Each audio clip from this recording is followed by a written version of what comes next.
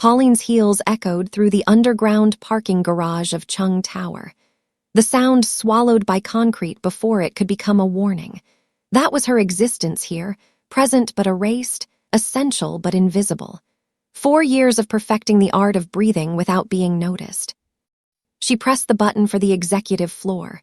Alone in the elevator, as always. The scent hit her before the doors closed. Sandalwood and gunpowder, expensive and violent. His cologne. Chung Byung-hoon had already arrived, which meant someone was about to die. 6:47 instead of 6:45. 2 minutes late by his standards. In his world, 2 minutes could mean the difference between breathing and bleeding. Her reflection stared back from the mirrored walls. Cream blouse, fitted black skirt, professional armor that couldn't hide her curves.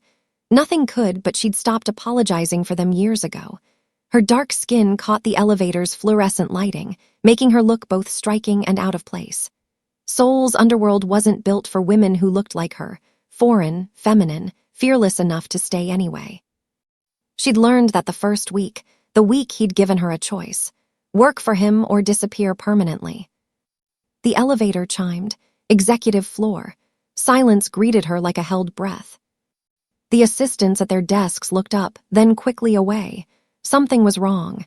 The air tasted metallic, the kind of silence that preceded screams. Pauline walked toward Byung-hoon's office, her leather portfolio pressed against her ribs like armor. She had his morning briefing memorized, his coffee prepared exactly how he demanded it, his schedule optimized down to the second. She'd spent 4 years learning to anticipate his needs before he voiced them. Not love, survival. Every perfect report was insurance. Every anticipated crisis was another day of breathing. She reached for the door handle, stopped. Through the frosted glass, she saw something red, too much red. Pauline pushed open the door, her breath caught. 1,000 blood-red roses covered her desk, not arranged, drowning. Crimson petals spilled onto the floor, across her keyboard, over the chair where she sat every morning at 6:45. The entire office smelled like a funeral, sweet and suffocating. Behind her, the executive floor had gone silent, not working, watching. Pauline's hands trembled. She set down her portfolio because holding it suddenly felt impossible. A card sat on top of the floral avalanche. Heavy cardstock, expensive. She picked it up with fingers that didn't feel attached to her body. The words were handwritten in black ink. You were never meant to disappear. No signature. Pauline looked up through Byung-hoon's office door, always open between their spaces.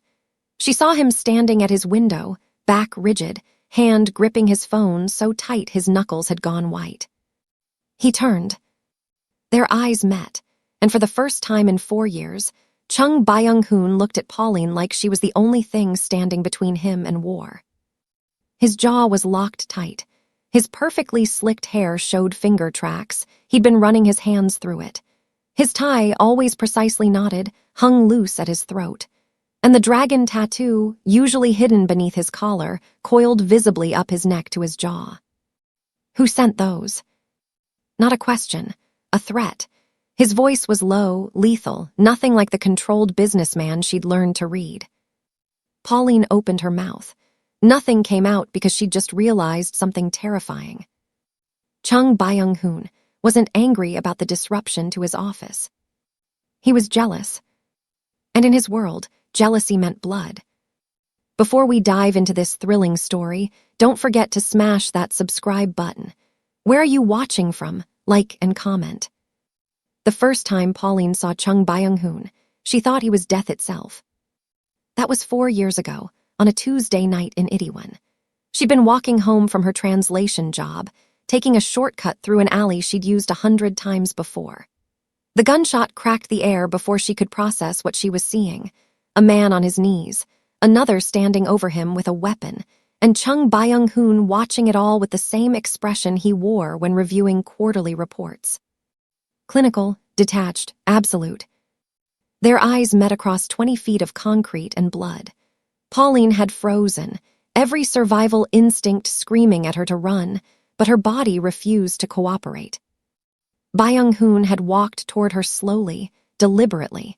close enough that she could smell sandalwood beneath the gunpowder, close enough to see the dragon tattoo disappearing beneath his collar. "You have two choices," he'd said, voice empty of inflection. "Work for me or join him." She'd chosen survival. She always did. The next morning, she'd reported to Chung Tower as his new administrative secretary. No interview, no background check, no illusions about what she'd witnessed or what her refusal would have cost. Just a desk outside his office and the understanding that breathing was a privilege he could revoke at any moment. Pauline learned quickly that invisibility was currency in his world. In a universe of predators, prey that didn't move didn't get hunted. She made herself essential without becoming complicated, efficient without being memorable, present without taking up space. She'd perfected the art by the 6-month mark, arriving before him, anticipating needs he hadn't voiced, solving problems before they reached his desk. Every perfect report was survival. Every crisis managed was insurance against the day he decided she was expendable. 2 years in, her friend Minjai had warned her over soju in a bar far from Gangnam. Minjai worked analytics for a rival faction, fed Pauline warnings when she could. "You're useful furniture to him," Minjai had said, voice tight with concern. "The moment you stop being useful or become a complication, you're gone. You understand that, right?" Pauline had understood. She'd built her entire existence around that truth. So she'd channeled every feeling into flawless work. Every file organized was another day of breathing. Every coffee at exactly the right temperature was a prayer that today wouldn't be her last.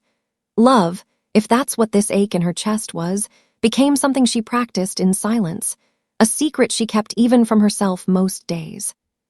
She'd made peace with it, survival over visibility, service over sentiment, breathing over wanting.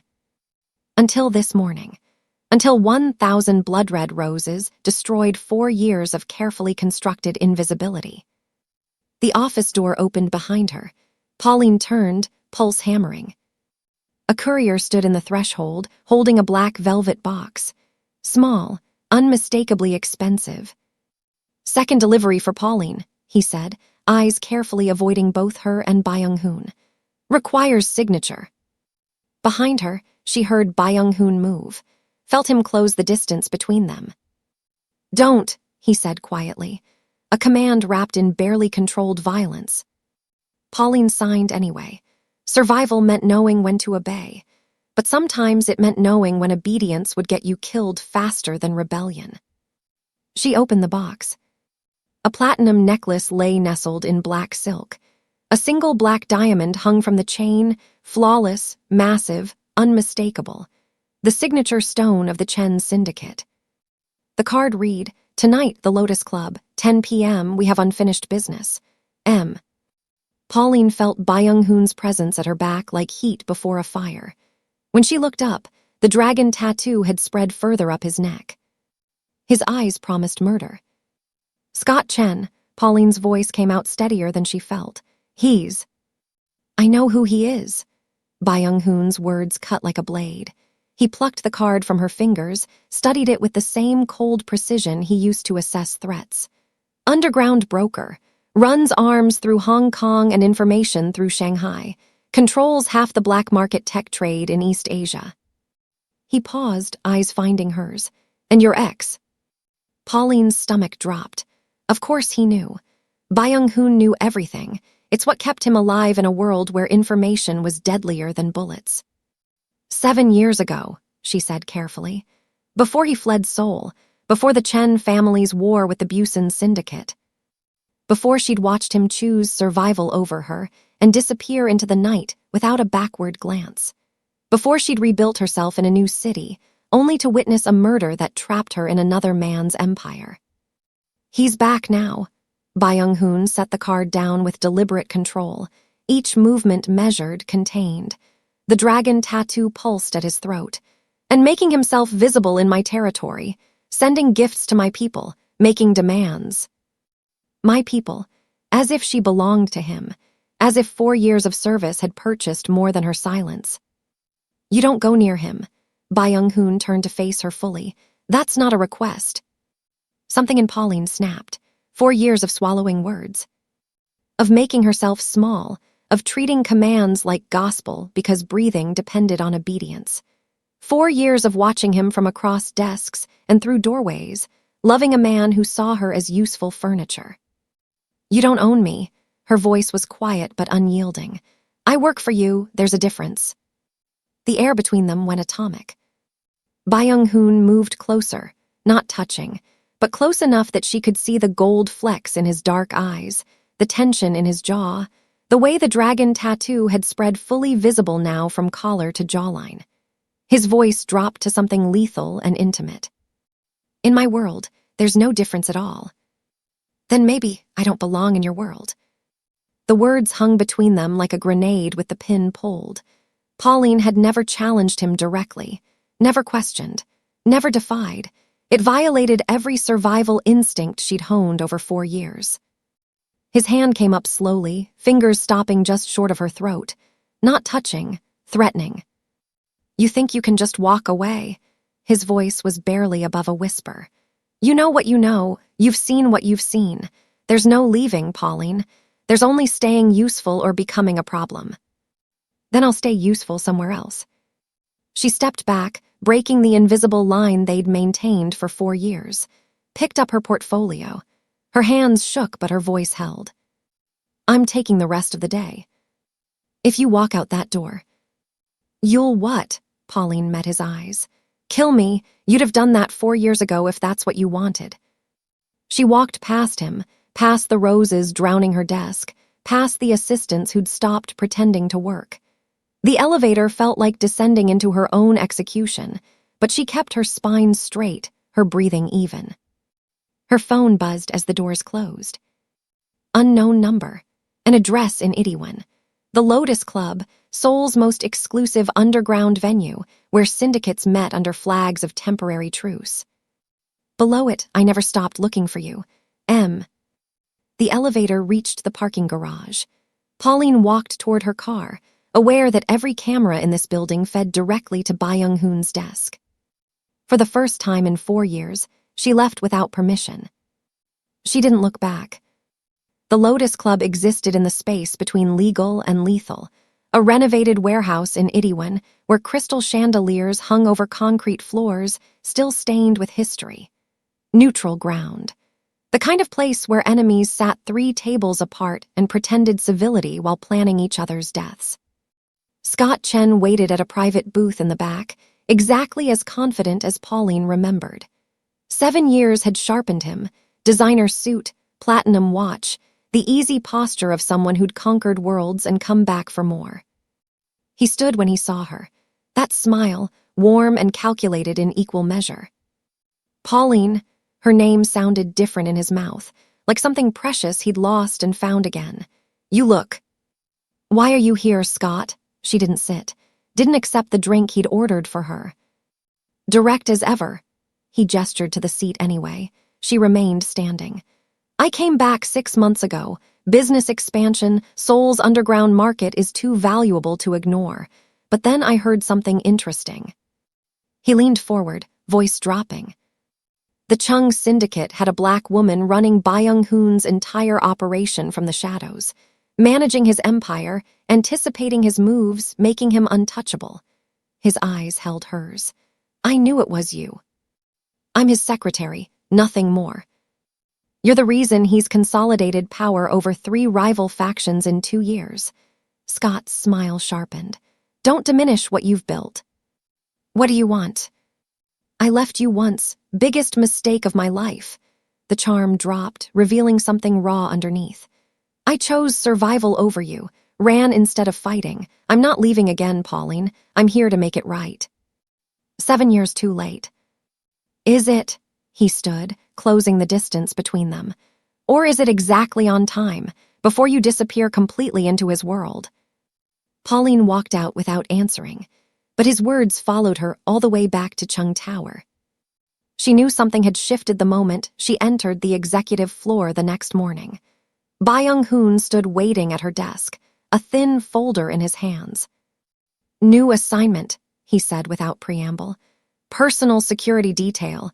You'll accompany me to all meetings, all locations. effective immediately. That's not my job. It is now. His voice left no room for negotiation. Unless you'd prefer to resign. Pauline took the folder, saw her own face staring back, updated security clearance, access codes, schedules that would keep her within arm's reach of him 18 hours a day. Psychological warfare. She recognized it immediately. For the next 3 days, Byung-hoon kept her in his direct line of sight. His hand on her wrist during meetings, fingers pressing just hard enough to remind her who held power. His body blocking exits, positioning himself between her and every door. His eyes tracking her every movement, cataloging every breath. On the 4th night, they were alone in his office reviewing contracts. His hand settled on hers, stopping her mid-note. "You think I haven't noticed you?" His voice was quiet, dangerous. "I've known every breath you've taken for 4 years, every moment you thought you were invisible. I saw you." Pauline's phone buzzed, shattering the moment. Minjai's text illuminated the screen. "Everyone knows about the roses. You've become visible. That means you're a target. Be careful." Byung-hoon's eyes tracked to the message before Pauline could hide it. His jaw tightened. "Go home, we're done for tonight." Pauline gathered her things, hyper-aware of his gaze following her to the door. She was halfway to the elevator when movement caught her peripheral vision. A woman stood at Pauline's desk, examining the space where the roses had been. Elegant, composed, radiating the kind of authority that came from bloodlines and power. She turned, offering a smile that didn't reach her eyes. "You must be Pauline," she said. "I'm Jaiwoo, Byung-hoon's fiancé. I think it's time we talked." The spa was the kind of place where Seoul's elite whispered secrets between steam treatments and champagne. All white marble, gold fixtures, and discretion purchased by the hour. Jaiwoo had reserved the entire private floor. She sat across from Pauline in a silk robe, looking perfectly composed, while Pauline felt like a weapon had just been pressed to her spine. "Relax," Jaiwoo said, gesturing to the attendant who poured tea with practiced invisibility. "I'm not here to threaten you. Consider this a courtesy."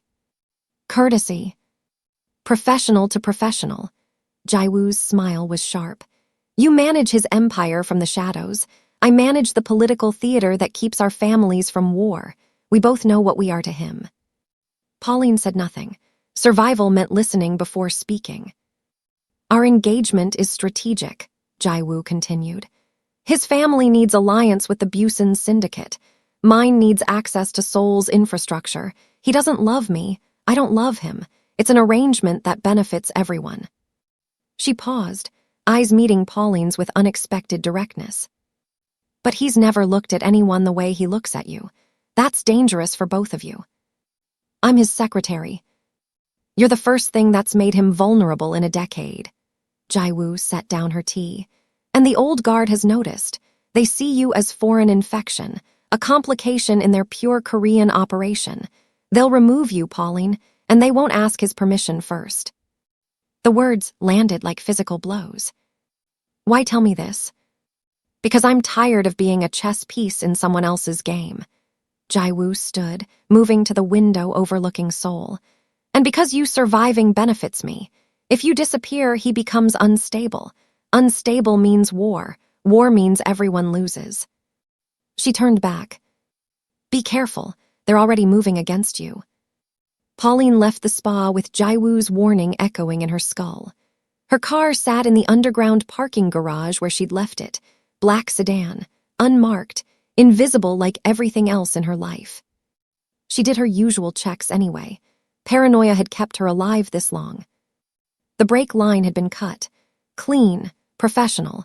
If she'd driven without checking, she'd have been dead within 3 blocks. Pauline's hands shook as she pulled out her phone, called the one person who might answer. "Minjai, I need." "Don't come to me." Minjai's voice was terrified. "They're watching everyone connected to you. I can't help you anymore. I'm sorry." The line went dead. Pauline stood alone in the concrete silence, staring at her sabotaged car, understanding finally crystallizing. Invisible meant safe. Visible meant hunted. Her phone buzzed. Unknown number. Leave Seoul in 48 hours, or you'll be found in the Han River. This is your only warning. No signature, no demands, just a promise. Pauline looked at the cut break line, thought about Scott's offer of escape, about Byung-hoon's possessive surveillance, about Jae-woo's warning that she'd become a complication in a world where complications got erased. 4 years of survival instincts screamed at her to run. But she'd spent her whole life running. She texted the unknown number back, no. Then she called a cab and went back to Chung Tower. If they wanted her dead, they'd have to do it where Byung-hoon could see, where her death would cost them more than her life. She'd weaponized her invisibility for 4 years. Time to weaponize her visibility instead. The dress arrived the morning of the gala, cream silk in a black box with a single card. Wear this. Remind them you're not invisible. M. Pauline should have refused it, should have worn her usual black armor. But the death threat had clarified something fundamental. Invisibility hadn't protected her. It had only delayed the inevitable. If they were going to kill her anyway, she'd make them see her first. The renovated temple sat in the mountains outside Seoul, sacred ground turned neutral territory where syndicates gathered under temporary truce. Paper lanterns lit stone pathways. Cherry blossoms fell like snow over men who traded in blood and silence. Pauline arrived alone, the silk celebrating every curve she'd spent 4 years apologizing for. She felt eyes track her movement through the crowd, predators assessing new prey. Then she felt his stare. Byung-hoon stood across the courtyard, mid-conversation with Hong Kong distributors. He stopped speaking mid-sentence. His champagne glass hung suspended in his hand like he'd forgotten how to move. The dragon tattoo became visible as his control fractured, dark ink spreading up his neck as his tie loosened without him touching it. Someone asked him a question. He didn't answer, didn't look away. Scott appeared at her elbow, immaculate in a tailored suit. Dance with me. He led her to the open-air floor where other couples moved to traditional music reimagined with modern edge. His hand settled at her waist, respectful but possessive enough that people noticed. You wore it, Scott murmured. You're magnificent. I'm making a statement. What statement is that? That I'm done hiding. Scott smiled, spinning her gently. Half the room is starring, the other half is pretending not to. You've. May I cut in? Byung-hoon's voice came from behind her, cold, lethal, leaving no room for refusal. Scott's smile didn't falter. We just started. I'm aware. Byung-hoon stepped closer. I'm still cutting in. The music continued. Couples around them slowed, sensing violence dressed in courtesy. Scott looked at Pauline. Your choice. She turned, met Byung-hoon's eyes, saw something wild and barely controlled behind the ice. Of course, Mr. Chung. Scott released her with a small bow. I'll find you later. Byung-hoon's hand replaced Scott's at her waist, pulling her closer than appropriate, closer than professional, close enough that she could feel the tension vibrating through him. They moved in silence for 10 seconds that felt like drowning. You wore that for him, not a question, an accusation. I wore it for myself. Don't lie to me. I'm not lying. Pauline looked up at him. For 4 years I've dressed to disappear. Tonight I wanted to exist. His jaw tightened. You've always existed. Not to you. That's not true. His voice dropped low enough that only she could hear. 4 years I've watched you, wanted you, knew you were the one thing that could destroy me. Pauline's breath caught. Then why? Because they'd use you against me. Because loving you is the fastest way to get you killed. That's not your choice to make. Isn't it? His hand tightened on her waist. You think I don't know what it costs to want you? Every time you walk past my desk, every time you hand me coffee, every late night when it's just us. Then claim me openly or let me walk. Her voice was steady, final. I won't be your hidden weakness anymore. Something in his expression cracked. He stopped dancing, pulled her toward the temple gardens, away from watching eyes, away from the performance they'd maintained for 4 years. The garden was empty, lit by stone lanterns and moonlight. The moment they were alone, Byung-hoon backed her against a cherry tree. "You want me to claim you?" His voice was raw. "You understand what that means in my world." "I understand you're a coward, hiding behind protection." He kissed her like 4 years of violent restraint had just detonated, possessive, consuming, dangerous.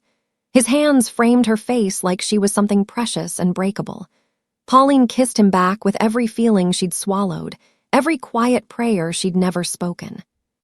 When they broke apart, both breathing hard, his forehead pressed against hers. "Pauline." "Mr. Chung." Minjai's voice shattered the moment. She stood at the garden entrance, phone in shaking hands. "I'm sorry, but photos. Someone's been documenting you too. The old guard has them." Her voice cracked. "They're calling a tribunal." The sub-basement of Chung Tower was where problems got solved permanently. Concrete walls, fluorescent lighting, soundproofing that turned screams into whispers. Pauline had filed reports about this room. She'd never imagined she'd be brought here as the problem. 8 council members sat in a semicircle like judges at an execution. Old guard, men who'd built this empire before Byung-hoon inherited it, who saw change as weakness and foreigners as contamination. Byung-hoon sat at the head of the table, expressionless, silent, the dragon tattoo hidden again beneath his collar, his control perfectly reconstructed. He didn't look at her. Council member Bugsy spoke first, sliding printed photographs across the table. Pauline and Byung-hoon at the gala, too close, too intimate, too obvious.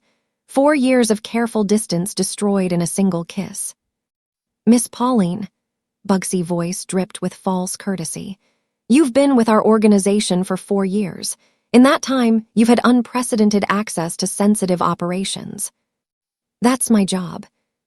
"Indeed, which makes these images particularly concerning." He leaned forward. "What exactly is your relationship with our chairman?" The question hung in the air like a noose. Pauline glanced at Byung-hoon. He sat perfectly still, jaw tight, watching her with eyes that revealed nothing. He couldn't defend her without confirming everything. Couldn't speak without fracturing the council's unity, risking civil war. The system he'd built to protect them, both was crushing her now. "Mr. Chung is my employer," Pauline said carefully. "I respect him professionally." "Just professionally?" Council member Yoon smiled without warmth. "Because these photographs suggest otherwise. They suggest you've been using your position to manipulate him, to compromise his judgment." "I've never compromised my work." "Haven't you?" Bugsy stood, circling behind her. "A foreign woman, no family connections, no loyalty to our traditions. Yet somehow you've made yourself indispensable to our chairman. Some might call that espionage." "I'm not a spy." "Then what are you?" Yoon's voice hardened. "A secretary who happens to have intimate knowledge of every transaction, every alliance, every weakness in our organization. Who disappears into late-night meetings with our chairman. Who receives gifts from underground brokers trying to destabilize our operations." Council member Kim slid another document forward, her complete file access history. 4 years of sensitive information she'd organized, managed, memorized. "You're a liability," Kim said flatly. "Foreign contamination in a pure Korean operation, an emotional complication that makes our chairman vulnerable." Pauline looked at Byung-hoon again, still silent, still watching her drown while his empire's stability depended on his inaction. She understood then. In his world, she would always be the sacrifice that kept the machine running. "You're right," Pauline said quietly. She stood, despite not being dismissed. "I do have feelings for him. I've had them for years, but they've never once affected my performance. I've organized every file, managed every crisis, anticipated every need." She met each council member's eyes in turn. "But if that's insufficient, if being competent while foreign is a crime, then I'm done. I resign, effective immediately." She looked at Byung-hoon one last time. "I'll walk away, you never see me again, everyone survives." She walked toward the door, felt 8 pairs of eyes tracking her, felt Byung-hoon's stare burning into her back. He didn't stop her. Didn't speak. didn't choose her over the organization he'd built. Pauline took the elevator up alone, walked through the lobby she'd entered every morning for 4 years, and drove home in a cab because her car was still sabotaged. Her apartment felt smaller than usual, emptier. She made it 3 steps inside before the tears came, 4 years of careful control shattering against her kitchen counter. The gun Byung-hoon had given her during her first week sat on the table. Just in case, he'd said. Her phone started ringing, unknown numbers, one after another. She let the first 3 go to voicemail, then made the mistake of listening. Leave Seoul or you're dead. 48 hours, then we find you. The Han River is cold this time of year. Pauline sat on her floor, back against the door, gun within reach, and realized that resignation hadn't saved her. It had just made her easier to kill. The knock came 20 minutes after the last death threat. Pauline grabbed the gun, moved to the door with her back against the wall. "It's Scott, let me in." She opened the door. He stood there with a leather satchel and an expression she couldn't read, concern mixed with calculation. "You look terrible," he said, stepping inside without invitation. "Death threats will do that." Scott set the satchel on her table, pulled out an encrypted tablet. "It's worse than death threats. The old guard isn't just trying to remove you, they're staging a coup against Byung-hoon." He pulled up files, financial records, meeting transcripts, alliance negotiations. "They've been planning this for months. You were the perfect catalyst. They knew he was obsessed with you. They just needed to make it public to fracture his authority." Pauline stared at the evidence, recognized her own file organization, her system for tracking transactions. 4 years of meticulous documentation, weaponized. "You have access to everything," Scott continued. "Transaction records, alliance details, corruption evidence they don't want exposed. You're not just a liability, you're dangerous. You could destroy them all." Her phone rang, unknown number. She answered on speaker. A distorted voice. 48 hours, Miss Pauline. After that, we stopped being polite." The line went dead. Scott closed the tablet. "Come with me. New identity, new city. London, New York, anywhere you want. I can protect you. Like you protected me 7 years ago." He had the grace to look guilty. "I was young, stupid. I thought running was surviving. And now? Now I know that running without you was just slow death." He reached for her hand. "Let me do this right. Let me save you." Pauline looked at the gun on her table, at the encrypted files showing her own work turned against her, at this man who'd left her once and claimed he wouldn't again. "I've been running my whole life," she said quietly. "Not anymore." "Pauline." "Get out, Scott." He studied her face, whatever he saw there making him nod. "You're braver than I ever was." He picked up his satchel. "When you change your mind, call me." After he left, Pauline sat in silence. Not running felt like standing in front of a firing squad by choice. The knock at midnight made her jump. She grabbed the gun again, checked the peephole. Byung-hoon stood in her hallway, alone, no guards, no driver. His shirt was torn at the collar, blood seeping through the fabric at his shoulder. The dragon tattoo fully visible now, stark against his skin. She opened the door. He looked at her like she was water and he'd been drowning. "I dissolved the alliance with Jaiwoo an hour ago. Her family is furious. My council is fracturing. There's fighting in the ranks." He stepped inside, swaying slightly. "I might not survive the week." Pauline closed the door, locked it. "Then why are you here?" "Because I chose." His voice was raw, stripped of all control. "The organization, the alliances, the stability, I chose you over all of it." He moved closer, blood staining his shirt darker. "I sat in that tribunal and watched you walk away because I thought silence would protect you. I was wrong. Silence just made them think you were disposable." His hand found her face, fingers trembling. "You're not disposable. You're the only thing that matters." Pauline looked at this man who'd finally chosen her, bleeding, vulnerable, possibly dying for that choice.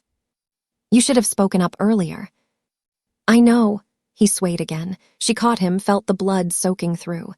I know, but I'm speaking now. I'm choosing now, even if it costs me everything. His knees buckled. Pauline guided him to her couch, already reaching for her first aid kit. Don't die in my apartment, she said, pulling his shirt open to assess the wound. I just got the deposit back. He laughed. It came out broken. I missed you.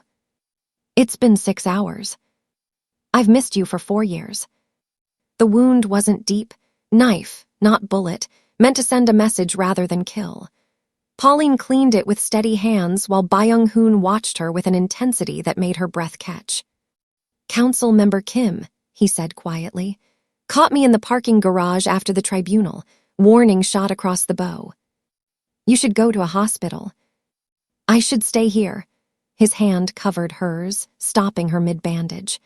I chose the organization over you because I thought that would keep you alive. I was wrong. They were always going to come for you. I just made you face it alone. Pauline pulled her hand back, finished wrapping the wound with more force than necessary.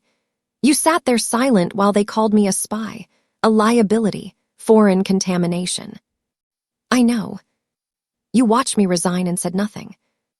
I know, his voice cracked. And 6 hours later, they tried to kill me anyway, because it was never about protecting the organization. It was about them consolidating power, and we were both in their way. He stood, wincing, and moved to her kitchen window overlooking Seoul's lights. I've spent 4 years trying to keep you safe by keeping you hidden. All I did was make you vulnerable. Pauline stood beside him. I don't need protection, I need a partner, equal, visible. She turned to face him. Or you leave and we end this now. I'm not leaving. Then help me survive what's coming. They worked until dawn.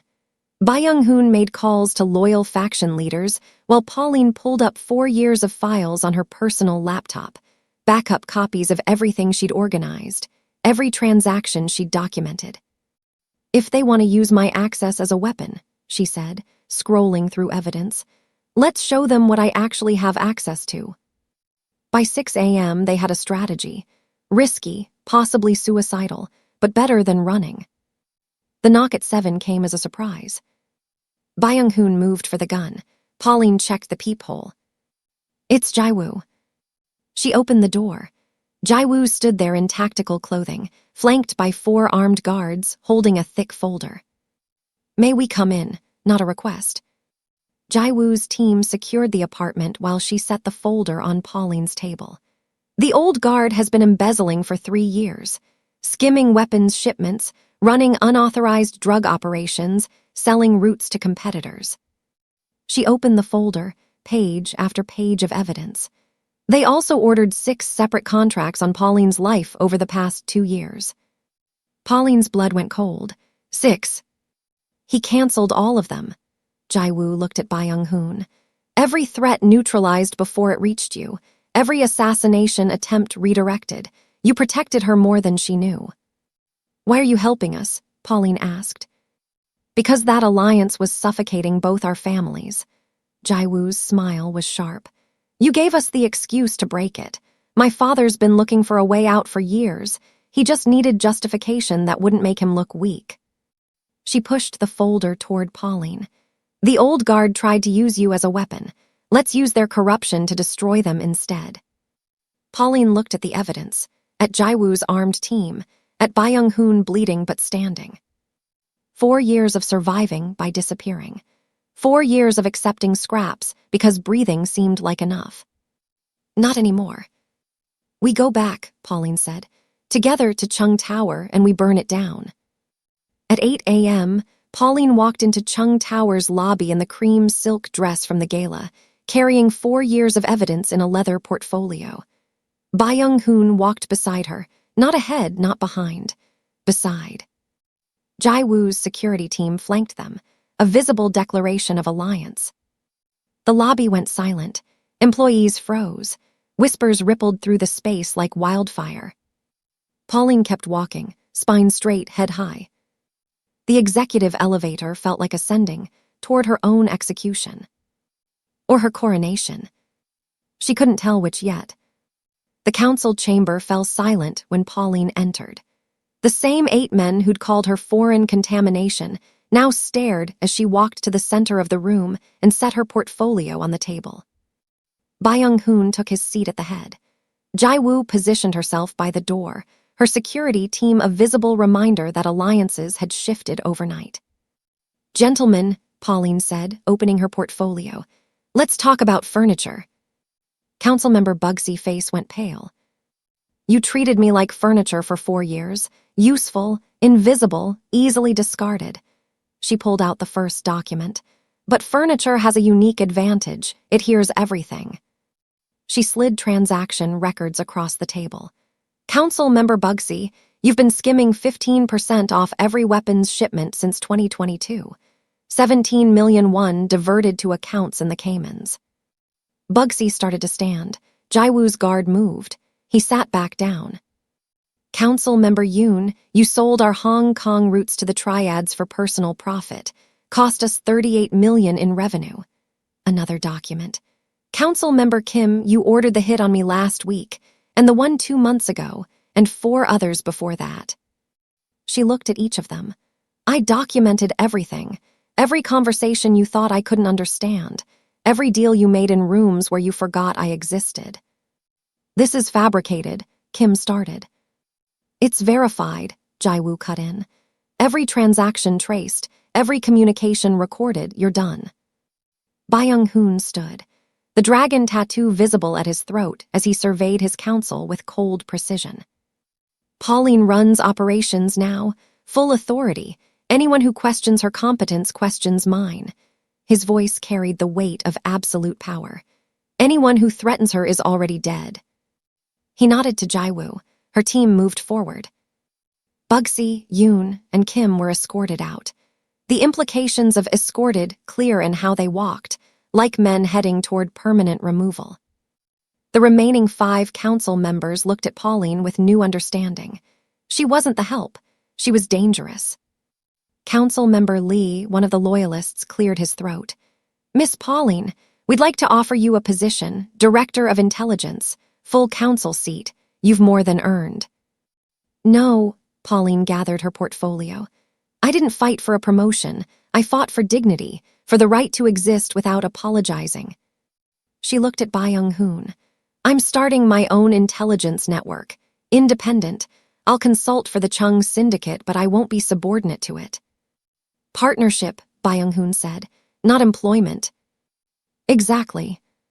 She walked out of the council chamber with her head high, leaving behind 4 years of invisibility. 3 months later, Pauline's firm occupied a penthouse office in Gangnam with floor-to-ceiling windows overlooking Seoul. She wore emerald green, vibrant, unapologetic, celebrating every curve that had once been a liability. Her calendar was booked solid. 3 syndicates, 2 international brokers, and 5 corporate clients who didn't ask questions about her methods. The Black Queen, they called her in whispers. The woman who'd survived the Chung tribunal and emerged more powerful than before. Scott visited once, brought champagne and congratulations. "I heard you're unstoppable now," he said. "I heard you're expanding to Singapore." "Tokyo, actually," he smiled. "I'm glad you survived, Pauline, glad you're thriving." They parted without bitterness.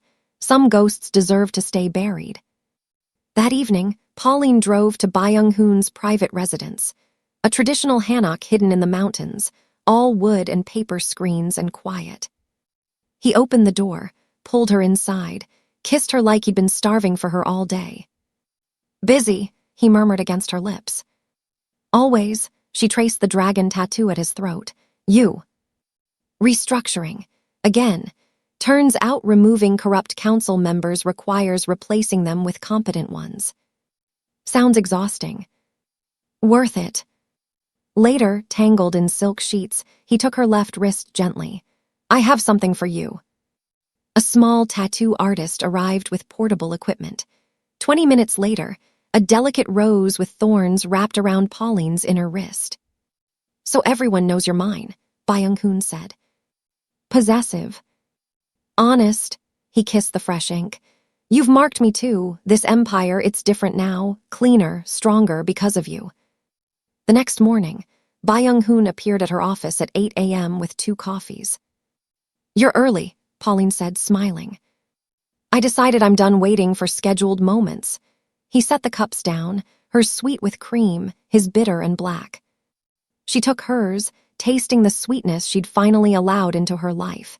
He drank his bitter, influenced by her but still himself. Equal, visible, chosen. The underworld whispered about the Black Queen and her Dragon King, partners in blood, love, and empire. Some loves hide in shadows, afraid of the light. Theirs learned to rule them. Thank you for watching. Don't forget to like, share this video, and subscribe for more stories that speak to the heart. Where in the world are you turning in from? Let me know in the comments so we can connect and share our thoughts. I appreciate the time you spent here with me today.